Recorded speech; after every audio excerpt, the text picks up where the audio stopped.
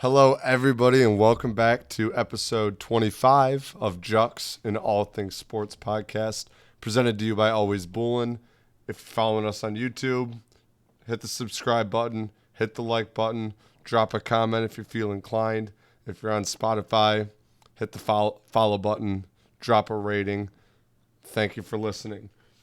A lot of NFL news to jump into this week. First weekend of the NCAA tournament and World Baseball Classic final tonight, so we'll do a little bit of catch up on that. And the wager wheel is back. Technical difficulties were fixed, so we will have that again at the end of the episode for you guys. Train NFL talk. You want me to save the Lions till the end, or do you want to take things off with the Lions? Let's save them for the end. In that case, we'll do what every other outlet that talks sports has been doing for the last what seems like a month. Let's talk Aaron Rodgers. We finally got a little bit of a semblance of an answer from him via the Pat McAfee show. He said it's Jets or nothing, and in his mind, he's playing for the Jets. Big holdup right now is what the Packers want to give to the Jets and what the Jets want to give to the Packers. Rumors are swirling that Jets want a first-round pick and more. A lot of outlets are saying that's too much for 1, maybe 2 years of Aaron Rodgers. There's uncertainty there. He could play a year and retire. And 1 year of Aaron Rodgers in a gauntlet of an AFC might not be worth the first-round pick. If you're the Jets train, what do you think the most you should give up to get Aaron Rodgers is? If you were a Jets I fan, don't what would you be comfortable with giving up to get him? don't think they should be giving any first round picks to the Packers, and that's not just because of my hatred towards the Packers. I just think it's not worth it for their future. I think without Aaron Rodgers, their future is still bright. They just need that quarterback. They drafted really well last year. They had incredible rookies, and why are they throwing away their draft picks that they obviously did really well on to get a guy for maybe, like you said, 1 or 2 years? So I think they're playing it smart by not giving too much, and the Packers are, I'm assuming, asking more than what the Jets are wanting to give. But I think eventually uh, one side is going to just kind of fall down and take it, and that's going to be the Packers, and they're going to give him up for um, I don't think they're going to get any first rounds in return, maybe a couple seconds, but I just think with how Rodgers didn't play too bad last year, um, and he does have back-to-back MVPs. I'm not going to deny that or say he's bad or anything. He is getting the end of his career. And the Jets know that, and they're only going to have him for 1 or 2 years. So they're really taking a risk. So they're not going to lose valuable picks on a guy that they're only going to have for that long. Do you think there's a world or a scenario where it's a cat and mouse game all the way up until the point of the draft? Packers don't accept any offers. Jets don't budge on not giving up a first. And Packers say, "Welp, Aaron." You know, even, I mean, I guess you got to eat the cap hit either way. But is there a world where the Packers go, "Well, you're not getting traded to the Jets. Either retire or play with us." Whether that means, all right, fine, we'll roll you back as our starter, or you can either retire or you're Jordan Love's backup. See, I think it might get extended for a lot longer, but in no world are the Packers wanting him to retire, nor are they're going to want something for him. I don't think he's going to be in a Packers jersey ever again. So they're going to either, they're trying their best to get for a lot out of him, but they're slowly probably realizing that they're not going to get what they want. So I think right now that's the holdup, and they don't want him retire, so they want to get rid of him and go to the Jets. And on the other side of New York, a trade that did get done, Darren Waller sent to the Jets. Saquon signed a franchise tag or was offered. I don't know if he signed it. I don't know how that works. And they locked down Danny Dimes long term. You know my feelings on Danny Dimes. I'm on the fence with Waller only because of what's been injury concerns as of lately. And Saquon's had a bounce back year after struggling with injuries. Giants were a team that snuck into the playoffs. Dable, phenomenal coaching job for him. In the NFC, is the Giants a team that should still be considered a threat to people, or are the additions not enough? Is there a ceiling to where Danny Dimes can get you? I want to say that very overrated, and they went to the playoffs and got a win last year against a Vikings team that won the North. But it's just I think they're better than what we realize. I don't know if Darren Waller really makes them that much better. They play the Eagles twice. They play the Cowboys twice. I mean, it's not easy for them to get there, and they did get there last year. So um, Darren Waller helps if he's healthy. I'm I'm gonna say it. And Darren Waller is a good tight end. I just haven't seen what we used to see in a long time because of those injuries, like you said. So I think it helps. They basically flipped Kadarius Toney, I think, for Darren Waller. So I mean that pick that they got, I think it was the third round pick for Kadarius Toney. They went and spent on um, Darren Waller. So I think it's a pretty good trade or pickup. So, you think the Giants are still mediocre? You think the Cowboys are still a better team than the Giants? I do, but I think the Giants are overlooked a little bit. They're going to be sniffing playoffs, might make it again. If you're an NFL GM and I say you can pick your quarterback, these are your two options: Dak Prescott, Danny Dimes. Who are you taking? Oh man, it's a great question back. Are you still sold on this idea that Dak Prescott is an above average towards great quarterback that the Cowboys and some other Some days sports he outlets is. still believe? Some days he has four touchdowns, 400 yards, and no picks, and some days he has four picks and no touchdowns. So I think the consistency is what really throws me off to Danny Dimes, but the consistency really wasn't there until this last year. So if Danny Dimes um, plays um, similarly to how he played this year, I would say him. Just because of the lack of, yes, Darius Slayton was pretty good, but Dak is surrounded definitely by a lot better receivers than Danny Dimes was. Now we see what And a better Aaron O Waller line. can bring. Yes. So it's hard for me to say, and I could 100% be wrong, but Danny Dimes because of the inconsistency from Dak Prescott.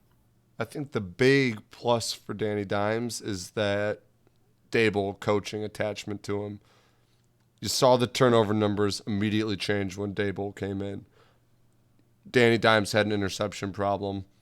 Dable came in and fixed that. Josh Allen had an interception problem early in his career. Dable fixed that. Dable leaves. Josh Allen has a lot more interceptions this year than he did last year. For whatever reason, Dable prevents his quarterbacks from throwing interceptions, whether that's play calling, coaching, work in practice. I mean, if Dable goes out the door tomorrow, does Danny Dimes turn into a tough looking quarterback again? Likely, but that's not the case. He's got Dable. I'm high on Danny Dimes. I'm high on the Giants. I think they're still going to be a good team because I think the NFC is weak. You got the Eagles, who have been gutted after their Super Bowl run. So we'll see how Jalen Hurts performs with a weaker Eagles defense. Um, There's rumors that they get Bijan Robinson now, but just because he signed Hurts' agent and was visiting Philly doesn't mean he's going to fall to 31. It's a draft. Maybe they move up to get him. I don't know. Maybe that's their missing piece. Maybe they're, but they got gutted on defense. They lost both their coordinators. So in essence, you just made it all the way, and then you almost got to start from the bottom again. Outside of the promising year you just saw from Jalen Hurts, I you think got the the. Eagles have the 10th pick from New Orleans, so they could draft him Mm, there. I think it would probably be I'd be pretty shocked if they quick. took him at 10. They could trade with another team to fall back a little further. Uh, between those two picks that they do have, um, and still get him. I But could I could see that definitely have the option to get him. for sure. And then you got them. You got the Lions, who've loaded up in free agency, and we'll touch on them later. But they had a promising year last year. Elite offense, fixed up the defense in free agency, and has a lot of draft capital. They're a team that's going to be a force in the NFC. Outside of that, I mean, you got the Cowboys, got the 49ers, which is still kind of a question mark because I'm ready to see a full year of Brock Purdy, which could be interesting. You know, Probably see Trey Lance or Sam Darnold before you see Purdy again. I think. I just think they're just so invested in Trey Lance where they're going to send him out and say, "Hey, good luck. Um, we need you to do well, or we look like idiots." Um, which anyone could do. I feel like um, have an incredible team, so incredible coach. for sure, for I sure. think he can. I think a lot of people can plug in and play quarterback there, and if you get someone with the semblance of athleticism that Trey Lance has, could turn into an explosive offense, especially with their receivers, their O line, their defense, and Christian McCaffrey. Speaking of juggernauts, the ex-juggernaut New England Patriots have been trying to get back righted after losing Tom Brady. People had faith in Belichick.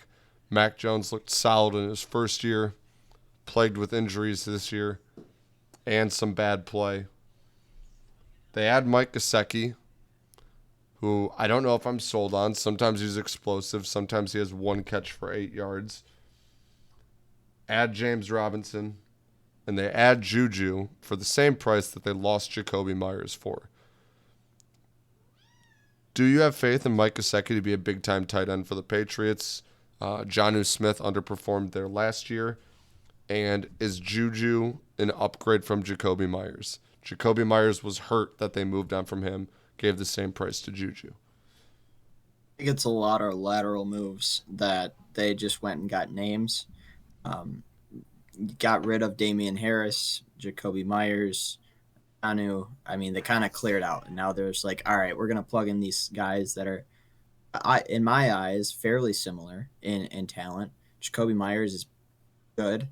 Um, Damian Harris, James Robinson, good at running backs, and then Mike Gesicki probably is the only upgrade, and that's kind of a minimal upgrade.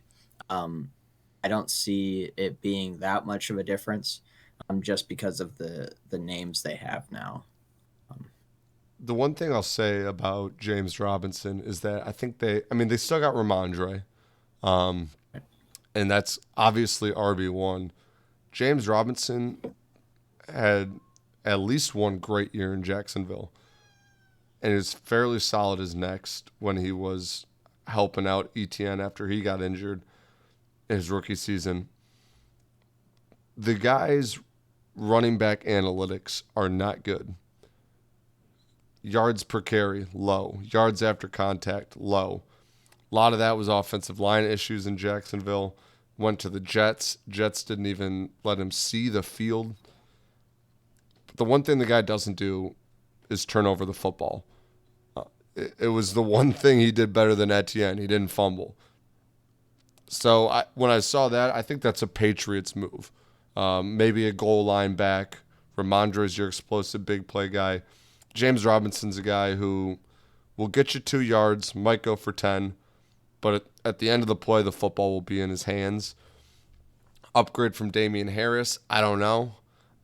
As a backup running back, and I think full speed ahead for the Patriots to get the ball in Ramondre's hands more than they did last year. He's proven to be explosive. I like the move to free up the running back room for him a little bit. And then you bring in James Robinson to be a nice, consistent, secure type of guy for that roster. We'll jump back over to the NFC after the AFC. Into the NFC North. We'll talk Chicago Bears. By far the most cap space when the offseason started. They have what they think is their franchise quarterback in Justin Fields, yet to be seen. People talk about lack of weapons. Now he's got them. He's at least got DJ Moore back. And then they went out and got some defensive guys. Added Tremaine Edmonds from the Bills. Good linebacker, hot commodity. Travis Homer, Donta Foreman, and Bob Tonyan. Donta Foreman, maybe solid. They lost Montgomery. I don't know if that's who I'd still want to be my running back one, but he had burst this year. Bob Tonyan and Travis Homer kind of. I mean, Bob Tanyan's a nice, secure tight end who played with Aaron Rodgers, and he liked him. I don't know how much upsides that has, but they got Cole Kmet. So maybe a solid tight end too. Travis Homer, another guy who was running back on the Seahawks when they were trying to figure out their running back room with injuries and everything, who might slide into that mix, maybe behind Donta Foreman. I don't know where they go for RB1. Do you think their plan is to stick it out with Khalil Herbert and these are depth moves, or is one of these guys starting from day one for him? I don't know. I really like Khalil Herbert. I think he's a good running back. I was surprised by the addition of two running backs, especially Travis Homer. I don't think he's that great, but he could be like a third string, and then it'd be like a fight for first and second for Deonta and Khalil Herbert. I think all these moves, getting a new wide receiver who's probably going to be wide receiver one at the Bears, and obviously the picks, I would assume maybe grabbing another wide receiver, maybe not right away, but pretty good receiver in the draft. Two tight ends who are worthy of going out and catching a pass. How they're gonna know, Bark? They're gonna know if Justin Fields is the guy, and it might be a lot for them. They tuned up their defense with Tremaine Edmonds, and now it's just all right. We gave you everything we could possibly give you, and they'll probably keep adding because they still have money to spend. But not all the big names are kind of gone now. Um, Now it's on him. Now it's on Justin Fields. So you can't say, um, he's behind a line that's got god awful. You can't say well, it's still not that great, but Not sure what they've done you to the don't have line. receive. I'm sure they'll do something. Anyway, they have receivers, they have tight ends, they have everything now. They have running backs. I don't see a world where if he has a bad season, where people can't start blaming it on him. Are you, as a Lions fan, are you worried about the Bears in the NFC North? Or are they still on their way up? Are they immediate contenders after these moves? Um, Worried, yeah, I'd say a little worried, just because of all of the changes. It was a really close game at the Bears, I think, last year. I think we barely won off like a 2 point, or they missed like a point after, and we went down and scored for some. I don't know. We barely won, and I think that's a team you have to beat twice if you want to win the North. I think with these additions, their determination to get better is it is a little scary, but I'm still confident that we can repeat and beat them twice. Bills add Patriots running back Damian Harris to continue to keep themselves in the running for world's most mediocre running back room spanning over the last couple of years. Maybe James Cook is their guy. I think Harris has experience. The Bills are continually struggling to get a guy under center, or behind the guy under center, I suppose, who's a game changer. Uh, they lose Singletary, um, whatever. I again mediocre running back room for a couple of years running now. I don't think that was a big addition for the Texans. I thought Dalton Schultz was a bigger splash than Devin Singletary for them. But Damian Pierce, I don't know why get Singletary there. I don't know. Maybe they think he's got something. Bills add Damian Harris. I don't know how much that does for them besides maybe a depth piece. Maybe they think he's better than James Cook. Jacoby Myers goes to the Raiders after they lose Darren Waller. Is that a good addition for the Raiders? Is that what they needed? I mean, they got Renfro, Devontae Adams. Where does Jacoby Myers fit in here? Wide receiver 2 with Renfro in the slot. Fro's a little injured. I think they also lost Mac Hollins. I'm not sure where he went. I think he um, maybe went to the Falcons. But yeah, I think he's wide receiver too, for sure. And Renfro is just injured too much to be that second guy. Now it kind of falls on Jimmy G, right? I think he went there, right? He did.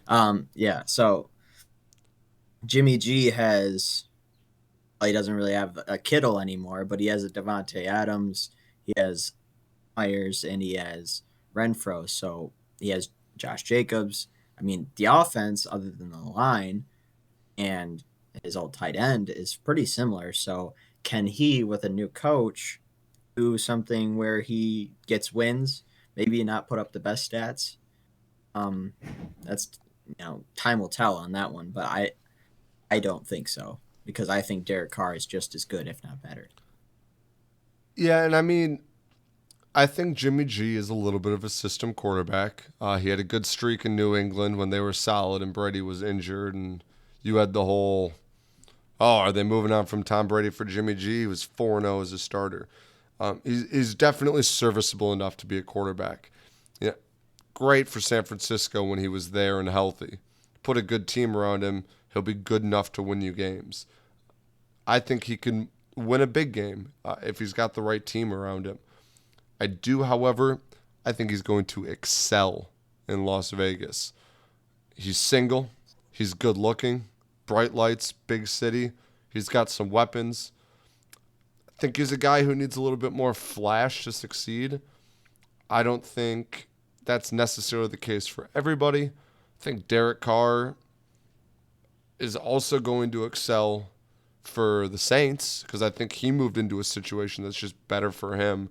I don't think, he was wife and kids, good dad, going home after his games, eating dinner with the family. Family man. He wasn't a Vegas guy. He wasn't ready for the cameras, the bright lights, all that. I think he's going to slot in great in New Orleans. I think Jimmy G is going to be really good with the Raiders. They're working to get weapons around him the best they can. They've drafted rough the last couple of years, but hopefully that's behind them. It's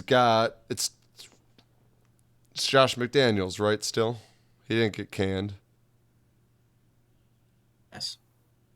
So that was his old offensive coordinator when he was on the Patriots. So they've still got that connection. I think it's a great scenario for Jimmy G. I think he'll excel there. Cowboys add Brandon Cooks from the Texans for a minimal package. I think it was a fifth and a sixth next year. Fifth this year, sixth Right. next year. For Cooks, I think that's a steal. I haven't seen a lot of Brandon Cooks lately because I don't watch a lot of Texans games because there's not a lot to watch during a Texans game. And he's kind of been milking injuries, sitting out, saving his body, and I don't blame him.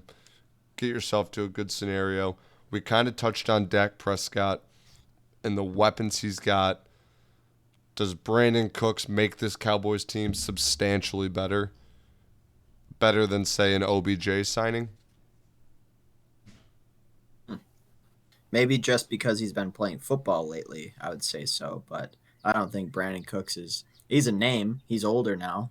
He's really didn't like playing with the Texans because the Texans weren't good. So maybe if he's with the Cowboys and the Cowboys are contenders and they have a shot at winning the East. I think likely to get in the playoffs. It would be kind of a choke if they didn't. So he's going to play a little harder than he played with the Texans, and obviously he didn't even play some games because he didn't want to. So it helps, but I don't think it helps as much as some people think. It's a name now. There's a reason he got traded for a fifth and a sixth. And now we'll jump in to what you've probably been itching to talk about through all of this.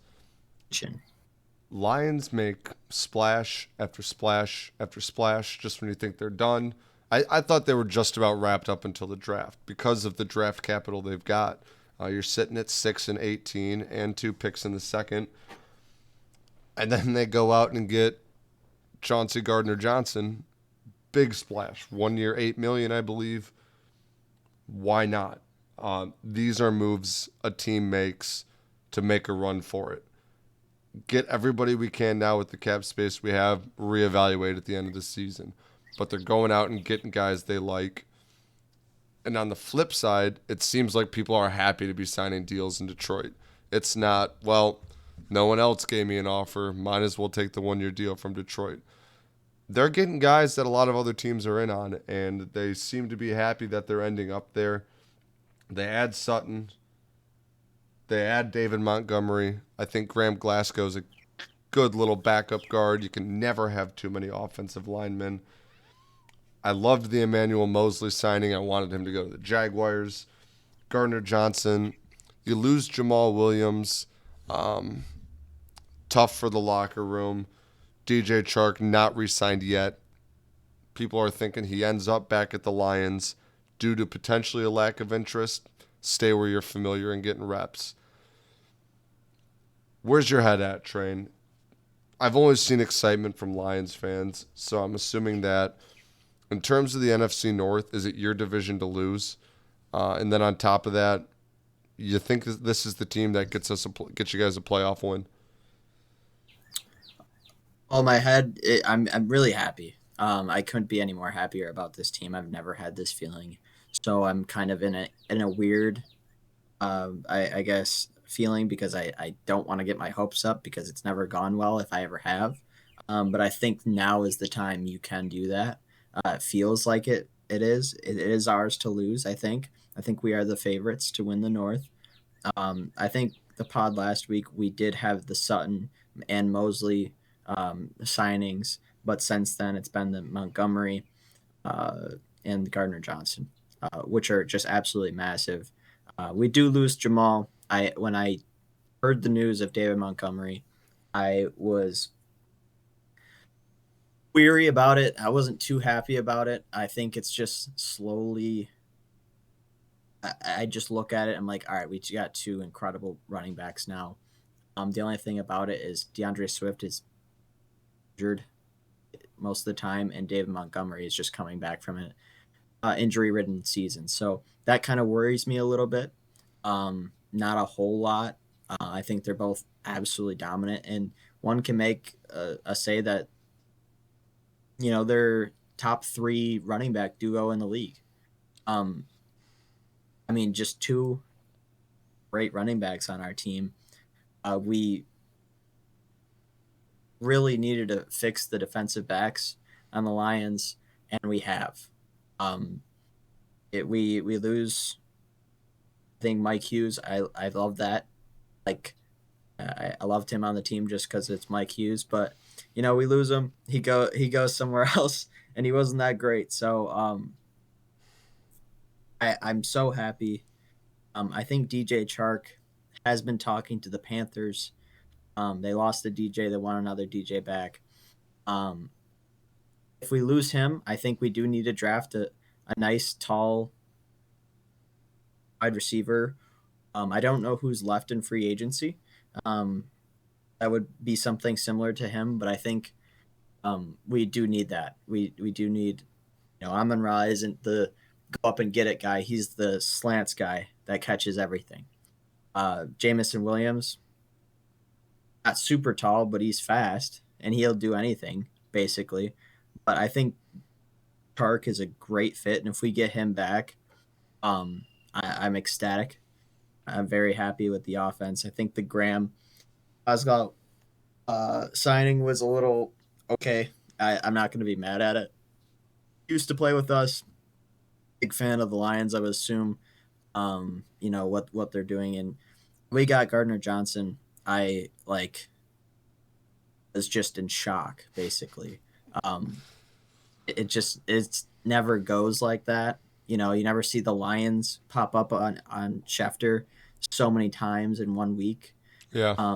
If it's good things, so I mean, right after that signing, I went and bet on the Lions to win the North. Um, Ryan did too, and it just feels like everything's coming together, and it sets us up for a great position for the draft, where we got you know Houston, Hutchinson, um, and then we have our defensive backs now. So if we go and pick up a couple interior guys uh, in the beginning of the draft, first and second, just filling holes. We're just filling not even holes. They're like you know. Rodrigo was a great linebacker, and we signed Anzalone back. So we got guys. I think if we get like, what do you think? What do you think? Who's going to be a better NFL player, Will Anderson or Jalen Carter? Will Anderson. I think they're tough to compare because one, you're getting an athletic edge rusher, and one, you're getting a eat up the middle run stopper. If you put Will Anderson on the opposite side of Aiden Hutchinson, I think it helps Aiden Hutchinson's career longevity. I've only seen one season, and it was a phenomenal season. Um,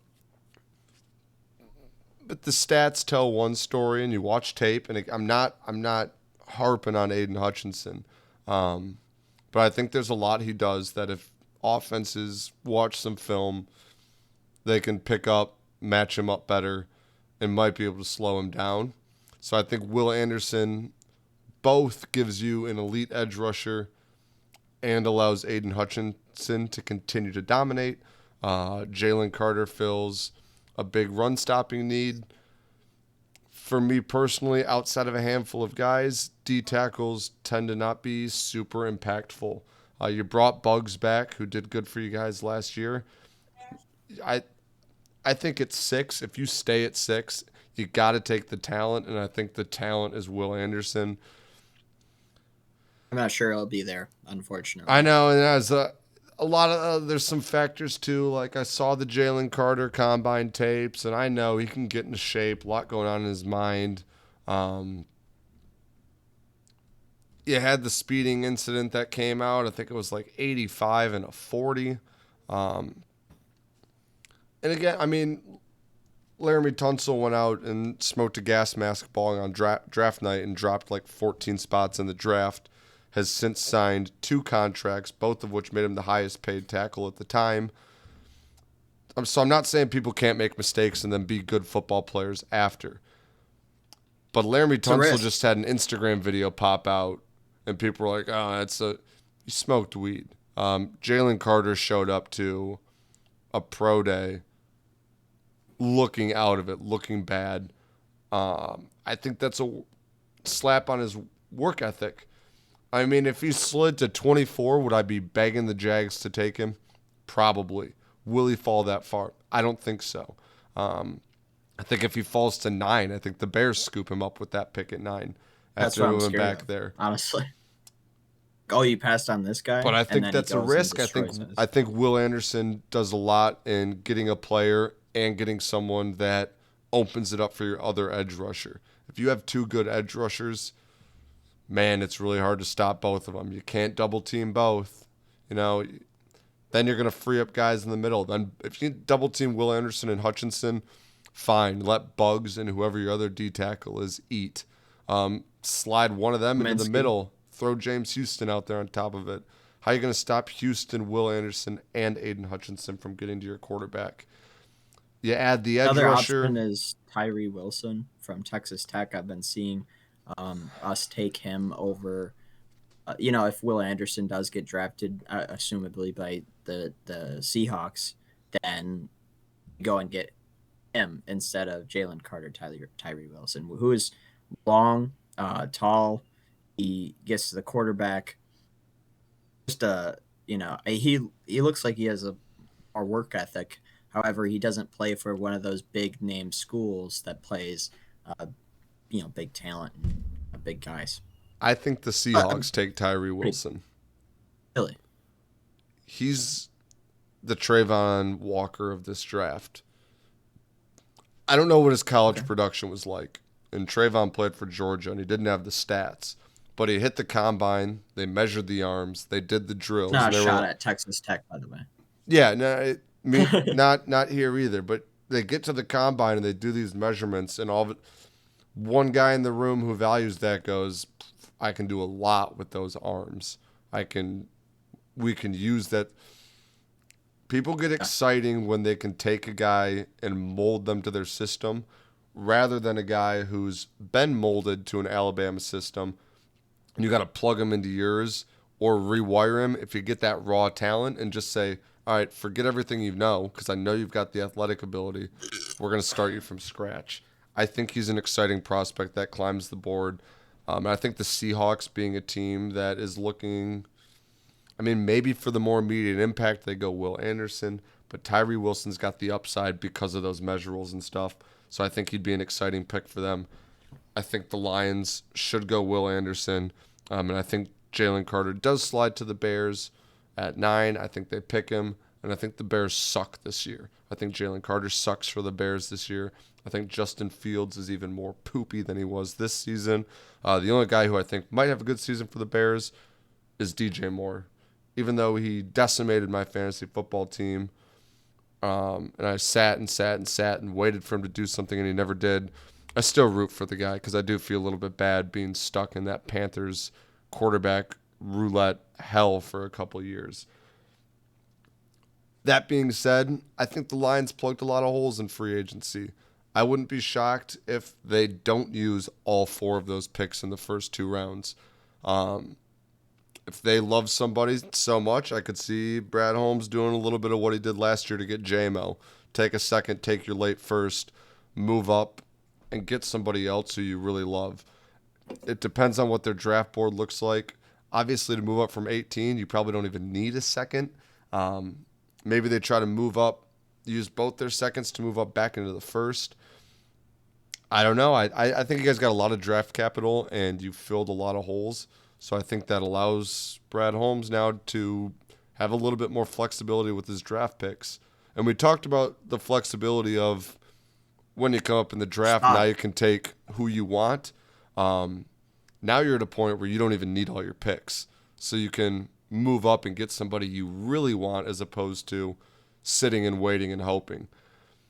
Wouldn't be shocked if the Seahawks were like, yeah, we'll flop picks with you for late 4th, late 5th. They got the capital. I wouldn't be surprised. Unless they're in love with Will Anderson or Tyree, I think the Lions are in a spot to get whoever they want with their first pick in the draft. And I think they can move up and do a late first, early second to get another guy they really love. Maybe they move up with the Seahawks to get the edge guy they really love. And then maybe they move up into the first to the 10 to 12 range to get a cornerback they really love. I've been seeing good things about Devin Witherspoon. Right. Yeah, he's going around 10, 12 in mock drafts. Sorry I didn't put any Jag stuff on here. There's not Jags much to just really talk haven't done about. a whole lot. We're the I only looked team it who up. hasn't acquired a player from another team yet this offseason. Yeah, I looked it up and I was like, I don't know what I'm going to put on here. We could talk about them, but um, We didn't have the cap you're at a weird space. spot. It's all right. We did our big move by getting Calvin Ridley when we did, and I think he's going to be exciting. He wants to be here. He's happy we took a shot on him. I think it's a small risk move for minimal downside. I mean, like I said, if we're giving up, if that conditional pick gets better, it's only because Calvin Ridley is benefiting us. If he does nothing, we gave up a fifth for him. So it's whatever. But it's just all quiet on the Jags front right now, and we're kind of in. Let's just run it back and see where we're at, especially with the state of our conference right now. It's not, and I mean, even in the NFC North, for example, although Lions are favorites, you've still got, Bears made moves, and they had Justin Fields. Vikings have Jettas and Kirk Cousins, and now Vikings, they're I think, are potentially in the Lamar pursuing sweepstakes. Lamar. I was going to say that. And maybe Jordan Love's good. You could still have teams in the NFC North that might be a little bit scary. The biggest thing you're worried about in the AFC South right now is one of these rookie quarterbacks going to be good in his rookie season? Texans are been projected to get Bryce Young because Panthers are presumably going Richardson or Stroud at one. Texans are in love with Bryce Young. We'll see how that goes. But even then, they did a couple additions. I don't know what Bryce Young's going to be able to do there. Even if he is great, they still don't have weapons yet. But you might. Yeah. Texans were even tough. We split a series with them last year when they stunk. Titans are kind of in shambles. Derrick Henry's on the block. I don't think he'll stay there. Maybe he will. But fuck the Titans. It's whatever. They took Arden Key from us, and Arden Key was kind of an asshole about it. So now I hate the Titans even more than I did. Arden Key was talking about how he built the city of Jacksonville in the 1 year here with 4.5 sacks off of the bench. Whatever. Piss off. We'll get Caleb on Chase on back into the action and see what we got there. The AFC South is weak, so I'm okay with kind of sitting back, waiting. We can completely get out of the Kirk contract after next year, free up a bunch of cap space. Cam Robinson can get off the books next year, free up a bunch of cap space. So I think it's kind of a bridge year to do. All right, Dougie P, Trevor Lawrence. Here's Calvin Ridley. Chemistry. We got some draft picks. Etienne hopefully will stay healthy throughout the season. We'll get some guys, hopefully run it back and win the division again. See how we fare up, then really see what we need to fix. So I'm excited for the draft because unlike the Lions, we still have a lot of holes to fill. We didn't. I wanted Gardner Johnson. I wanted Emmanuel Mosley. We need a cornerback 3. Trey Herndon was bad for us last year. He needs to be cornerback 4, or that defense is going to be just as bad. So I'm excited for the draft, and I'm okay with waiting and seeing. We brought back a lot of the pieces that we thought were important. Walker Little will slide in and replace Jawan Taylor. I don't even think we'll notice a difference there. If anything, an upgrade. And then we'll draft what's needed at that point. And I trust Balky so far. He's done a decent job in the draft. Austin Eckler, Derrick Henry, both on the block and haven't moved yet. What do you think is going on with that train? Do people not want them because they understand that these are running backs who are aging / will want another big contract soon? Or are they getting offers and these teams are saying they're too low? The first one, I think teams are just realizing there's a small window for running backs, and I think each year we're realizing that. Derrick Henry may be an exception, to be honest with you, but that comes with a lot of money. You got to give him a lot of money for a running back. Eckler coming off an incredible season, and he's saying that he's getting underpaid right now, and I believe it too. I think it's just teams thinking, hey, I don't know if I want to give you this much money if we got a guy that's going to produce not as good, but similar stats. It's just how I think it is right now. I think they're just wanting too much money. They deserve it because they're great running backs, but for sure, it's just and not the way it is. As a guy who follows a lot of baseball, players being underpaid is something you get used to in the world of baseball. It's kind of shifting right now. They're giving extensions to younger players, buying out some years. But for the most part, you got to play 6 seasons in the MLB before you're even eligible to be unrestricted, big money free agent. So you can play your first 3 years of the MLB and be an all-star for 3 seasons and still make league minimum. And then if you suck or you break something, you're done. You're out. I get it. There's risk, there's reward. But, You got contracts. You got to go out there and play. It's tough. You're getting underpaid. Prove them wrong. Go out there and play. Like I think if you're begging for an extension, I understand the security and everything. I do. I side with the players a lot. But if you want to prove to the Chargers that you're worth it and you're not aging, go out there and repeat again, and then go get your contract. Um, there's a lot of people who are just saying, man, teams should really just bang off of my past. When time and time again, teams get shot in the foot for that. Uh, Zeke is third all time in Cowboys rushing yards. He should have never gotten a second contract with them. I'm glad he did. He probably deserved the money. You're kind of back paying that rookie contract. Like, thanks for those 4 years. But you're also handicapping yourself. Like, now you're on the team, you're eating up cap, and you're not performing. I get both sides. It's tough nuts, but I think you're right, Train. I don't know if anyone can or will make a move for him because of the price tag attached. We'll do a nice, hard transition out of that into March Madness. Quite literally madness in the first weekend. A lot of upsets. A lot of bad beats over the weekend from the living room I was sitting in. A couple of plus 7.5s that minus 7.5s that failed to hit at the very end. It was a loud weekend. It was a fun weekend. Alabama's still in the hunt with what looks like an easier path to Final Four championship now at this point. What do you got, Train? Who do you like to win it all now at this point? State's in the Sweet 16. Good for them. Happy that Izzo's getting a little bit of redemption here. I'm happy my brothers are happy. It's good to see a Big Ten team succeeding in the tournament after Purdue got smushed by Farley Dickinson. Someone's got to represent as much of assholes as they are to us all the time, even when our team loses in a playoff game that 4 teams get to go to. I'm here and I'm happy for them to be in the Sweet 16 because I am the bigger man. Your thoughts on the first weekend of March Madness, Train? Well, I don't know if we mentioned this, but me and Nar both took a buzzer beater to be had in the whole tournament in itself and the first round. The first round was plus 300, and I think the tournament in itself was plus 100. So we really wanted the plus 300 to hit. And those games, the Furman over Virginia in the last few seconds, FAU in the last few seconds, does not count. So as exciting as it was, as there was buzzer beaters, it was so hard to watch. And you watched us watch that FAU one where the man just laid it up and in, and it didn't count for us.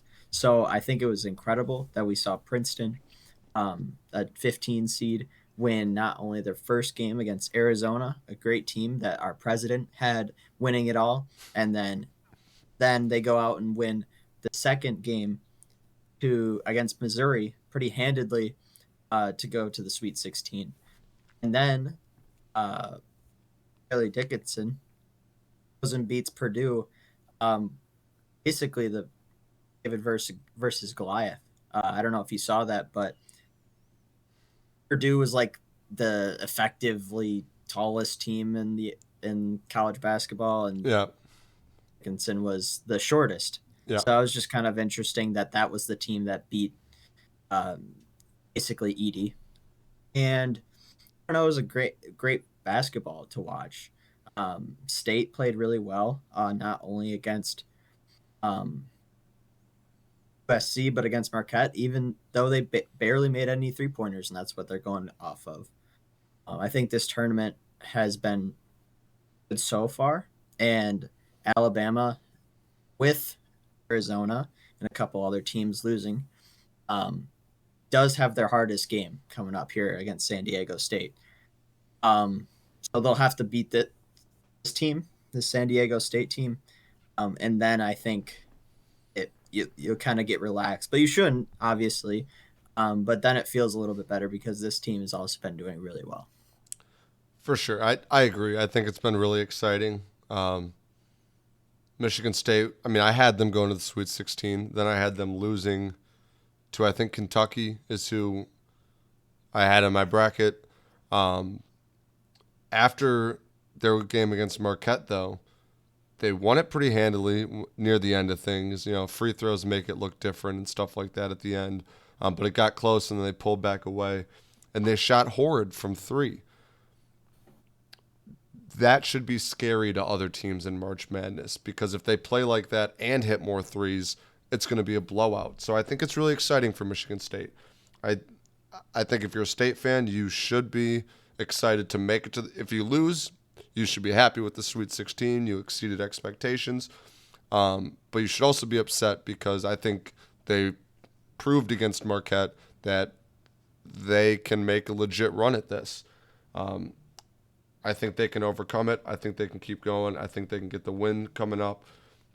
On top of that, Arkansas took down Kansas, which ruined one of my futures. They were off to the side. I kind of pulled them out, put them in my tier 2 teams before the draft or before the March Madness bracket. Alabama, Tennessee, and UConn, the three I liked to win it all, I went with Alabama. All three of them are still alive and doing well. Just saying. I had to throw that out there. I'm really excited about Alabama right now. 5 think units, you said money in the bank play. Texas. Right? Same difference. Yes, I did say Texas, but yes. Okay. Also still in it. Tennessee's in it too. Yes. They both got, orange tees. Yeah. Yeah, it makes sense. But yeah, Texas, UConn, Alabama, thanks train, all still in it. I like them all still.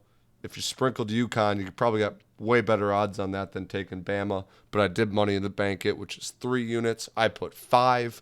I'd love for them to win it all. I think they got a shot. I think it should be fun. And speaking of winning it all, tonight we got a good matchup. 7 o'clock, FS1, USA versus Japan, World Baseball Classic. Semifinals. Both very exciting games. I don't know if you watched the Mexico-Japan game last night. I don't know if you were downstairs in the Airbnb when we were watching the end of the USA game on Sunday. Daniel Bard came in and fucked us. Couple of hit by pitches, couple of walks, couple of bloops, whatever. We were losing to we beat Cuba pretty handily. It was Venezuela we were struggling with. And oh my gosh, bases loaded, no outs. I was like, all right, this is a good chance for us to get some runs going. Get a little rally going. Sack fly at least. We're down 2. Our 9-hitter, Trey Turner, if you don't know baseball, just signed a monster deal with the Phillies. Great all-star, incredible shortstop, fast, great hitter. Little bit of power, not much. 0-2 count. Inexperienced guy on the mound, not an MLB arm. He's in a system somewhere. Pumps the dude a strike at 86 miles per hour on an 0-2 count. Can't be doing that. Can't give him a pitch to hit on 0-2. Trey Turner rockets this ball into left field. And I got chills. It was just the USA guys were hype. It was loud. It was in Miami. It was incredible. Since then, Trey Turner got like 2 home runs against Cuba to advance us to the finals. The only thing I'm a little worried about is we've got Merrill Kelly on the bump tonight. And if you're thinking, should I know who Merrill Kelly is? No, you probably shouldn't. He's not very good. He's like the starting Why is pitcher. he on the bump? Because none of our guys wanted to pitch for us. When it comes to starting pitchers, there's a lot more to worry about arm-wise and ramping it up. Early season, you see a lot of starters on pitch counts, even experienced guys, because they need to warm up to that full-speed pitching. Even Shohei Ohtani talked to the Angels and got cleared to pitch 1 inning in the finals if needed. He's not starting either, and neither is Yu Darvish, because Japan wants to throw a guy at us who none of the USA guys have seen before. They give us Yu Darvish. These guys have hit off at Yu Darvish before. I don't even know who the guy's pitching is for Japan, but we got a little bit lucky because it's not Sasaki, who is 21 and throws 102 with a 90-mile-per-hour splitter that'll make you lose your socks. It's not Shohei, which is bad for obvious reasons. And Yu Darvish is a consistent guy, better than a lot of these guys. So we've essentially got Japan's 4 starter on the bump. I might be comfortable saying Merrill Kelly's maybe our second best starter on the team. I would have liked to see Lance Lynn, but I don't think he's got the juice in him. But the Diamondbacks are letting him pitch for us. He's probably their third pitcher, but it's an MLB arm talent. People complain about the USA's pitching depth because it's not as good as it should be or could be, but it's miles better than a lot of teams, minus Dominican Republic. They were ridiculous because they have MLB talent as well, and a lot of their guys played for him. So we got Merrill Kelly. We're cheering him on. Zach Gallen, the ace for the Diamondbacks, said we're going to be treating Merrill Kelly like George Washington by the end of this. So fingers crossed. Big game. Japan won last night on a walk-off against Mexico. Walk-off double. Super exciting game. Back and forth. Japanese guys have talent. Mexico had some guys popping up out of the woodwork who we haven't heard of in a while. Randy Arozarena has been electric. Tampa Bay Rays fans are hoping and praying that an ounce of this can come back to them in the regular season. He's struggled since his half-rookie year with them in 2020. Big game at 7. If you got the time, tune in. It's probably going to be the most watched baseball game in the history of baseball because of the way Japan's numbers have been. They've outpaced American viewership in terms of World Series.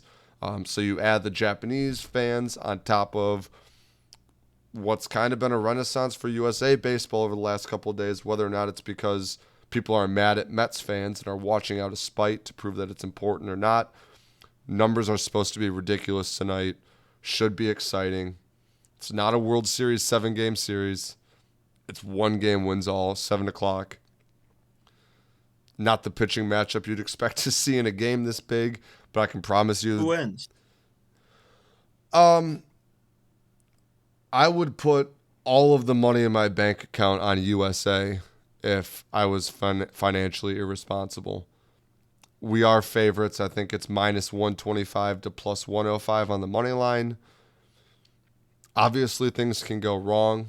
Our starting's not great, but our bullpen is fairly solid, loaded with MLB talent.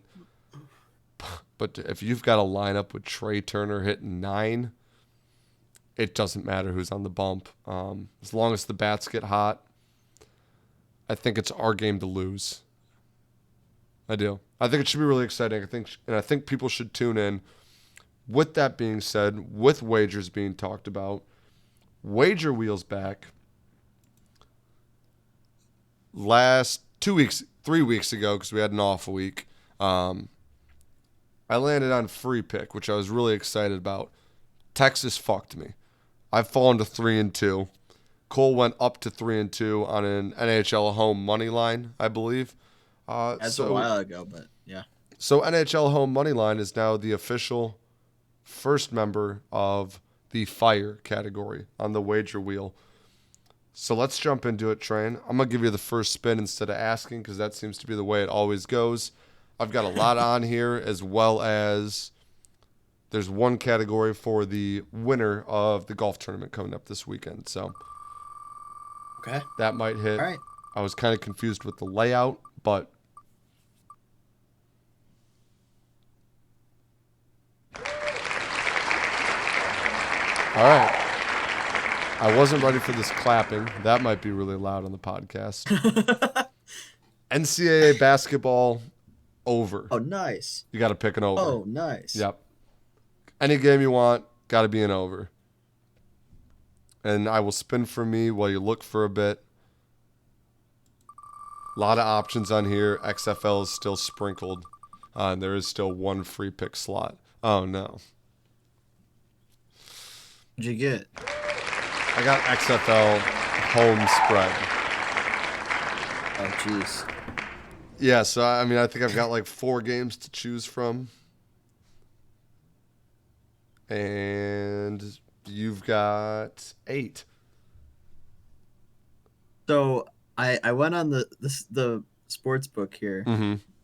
It says no sweat If USA loses to Japan, you get your money back. Opt in and place a money line bet on USA. If you get your money back if they lose, up to $15. That's crazy. Gotta I do mean, it, right? 15, but still. Yeah. All right. Well, I had one in mind. In a minute. Sorry, that threw me really off. No. It's okay. It's okay. You said you got one in mind. Yeah. All right, go for it. Let's go Michigan State, Kansas State over 137.5. I like it. I like it. So I got to take home spread. And I'm gonna also put the money on USA because it makes sense. They're minus 145.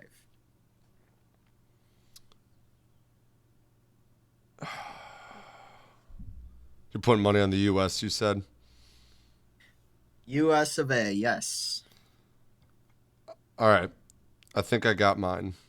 I'm not sure I Of an love it, but I think I XFL? got it. Yeah. Did you get? Okay. I'm going to take Arlington Renegades -3 at home against the San Antonio Brahmas. We bet on them both times. Yeah, we're betting against them this time because I want the Renegades -3. So those are the picks. Renegades -3, Michigan State, Kansas State over. Any closing thoughts, Train? um, yeah, I have Arkansas to win the tournament and to go to the Final Four. So if we can kind of fade Bach and UConn, that would be pretty happy. I would be happy. I have Gonzaga future.